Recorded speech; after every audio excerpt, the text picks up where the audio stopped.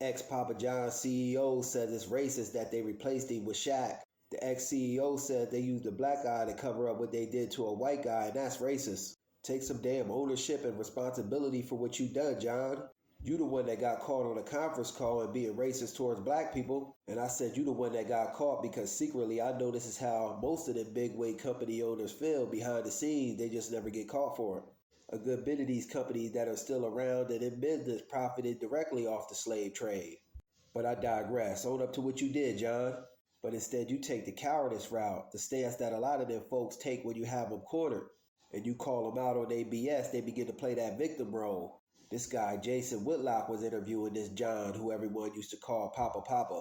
I don't know too much about this dude, Jason Whitlock, so I had to go back and do my homework because I got coonish vibes off of him. And lo and behold, when I went back and did my homework, he was a coon.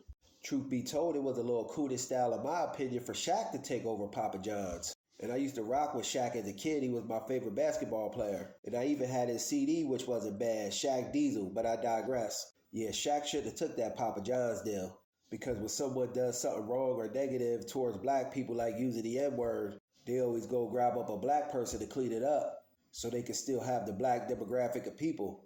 But I ain't bought Papa John's pieces since this incident happened, and I won't either. I don't care who's the face of this company. It's only symbolism.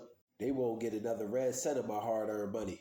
This is a play out of the white supremacist handbook, going and grabbing up a black face once something is negatively done against our people. And Shaq made coonish style comments before, but it slips my mind as just to what he said.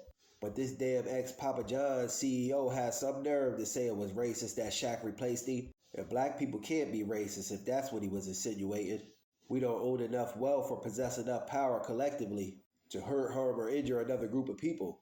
Keep this in mind too, family, if someone goes out and calls you a racist. Now, we can be prejudiced as black people, but you need some amount of prejudice. It plays a part in your decision-making process. How will you know what's right or wrong if you ain't prejudiced? Everyone on earth has a level of prejudice.